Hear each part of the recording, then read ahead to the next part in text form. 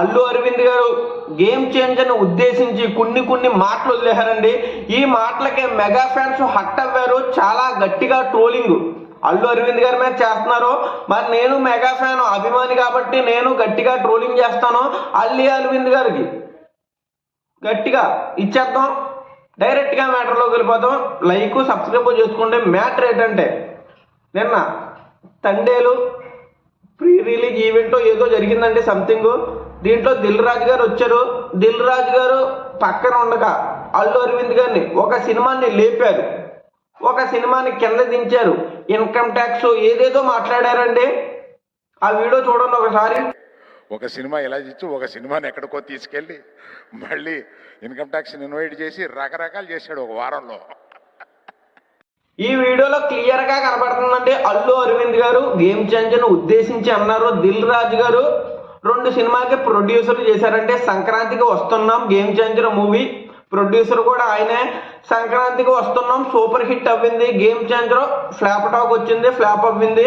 దీంతో అల్లు అరవింద్ గారు ఈ విధంగా మాట్లాడడం ఏంటని మెగా ఫ్యాన్స్ ట్రోలింగ్ చేస్తున్నారండి. కరెక్ట్గానే చేశారా అనిపించింది.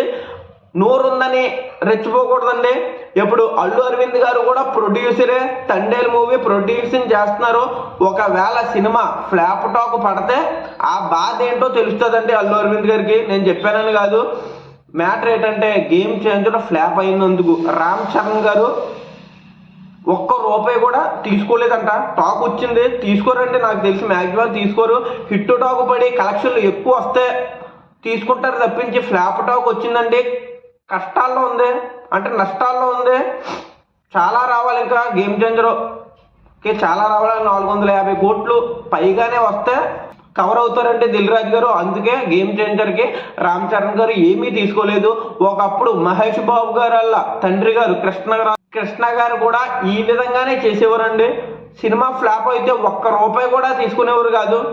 హిట్ అవుతే తీసుకునేవారు. ఫ్లాప్ టాక్ పడితే కృష్ణ గారు ₹1 కూడా తీసుకునేవారు కాదు. సేమ్ అంటే గేమ్ చేంజర్ కూడా రామ్ చరణ్ గారు ఇలా చేశారని టాక్ నడుస్తుంది. నిజమో కాదో తెలీదు. మ్యాక్సిమం రామ్ చరణ్ గారు తీసుకునే అవకాశం లేదండి. ఎందుకంటే చాలా నష్టపోయింది గేమ్ చేంజర్. కానీ బుచ్చిబాబు కాంబినేషన్లో రామ్ చరణ్ గారికి ఒక బేభత్సమైన సినిమా ఉంది. ఇది హిట్ కొడతాదండి, కన్ఫామ్గా హిట్ కొడతాది. స్టోరీ అలా ఉన్నదంట. బేభత్సమైన స్టోరీ, మామూలు స్టోరీ కాదంటది. అన్నీ ఉన్నాయంట. ఎమోషన్ అయితే బేభత్సంగా కనెక్ట్ అవుతారంట. రంగస్థలం మూవీలో బుచ్చిబాబు గారు కూడా పనిచేశారండి. అప్పుడు చెప్పారంట కదా రామ్ చరణ్ గారికి, వెంటనే ఓకే చేశారు. ఈ సినిమా ఎలా ఉంటుందో ఏంటో తెలియదు కానీ సూపర్ హిట్ టాక్ పడితే 500 కోట్లు, అదే బ్లాక్ బస్టర్ హిట్ టాక్ పడితే 1000 కోట్లు కన్ఫామ్గా దాటుతుంది. రామ్ చరణ్ గారికి అలాంటి క్రేజ్ ఉన్నదంటే నిజంగా 1000 కోట్లు కన్ఫామ్గా ఈ బుచ్చిబాబు గారు కాంబినేషన్లో వచ్చే సినిమా దాటుతుంది. అప్పుడు మట్టికి ఉంటుంది, గట్టిగా ఉంటుందండి. అల్లు అరవింద్ గారి గురించి మాట్లాడితే నోరు ఉందని కొన్ని మాటలు వదలకూడదండి. గేమ్ చేంజర్ నష్టపోయింది, చాలా నష్టపోయింది. దిల్ రాజు గారు కూడా చాలా నష్టపోయారని టాక్ వచ్చింది. కానీ సంక్రాంతికి వస్తున్న మూవీ కలెక్షన్ బాగా చేసిందండి. కొంచెం కవర్ అవ్వారు.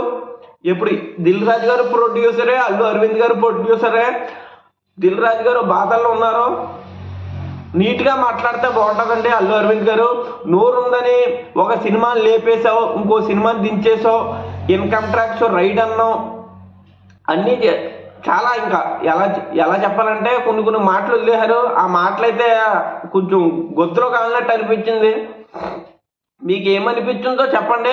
గేమ్ చేంజర్ అయితే సినిమా బాగుంటుంది భయ్యా. మరి కొంతమందికి నచ్చలేదు అంతే. కొన్ని చోట్ల బోరింగ్ సీన్స్ ఉన్నాయి, ప్రతి సినిమాలో ఉంటాయి.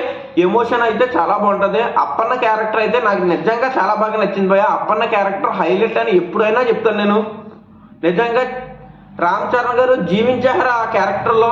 మరి రామ్ క్యారెక్టర్లో సరిగ్గా చేశారో వీళ్ళకి నచ్చలేదో ఏంటో తెలియదు కానీ అప్పన్న క్యారెక్టర్ పేరు పెట్టడానికి ఎవ్వరూ సరిపోరు భయ.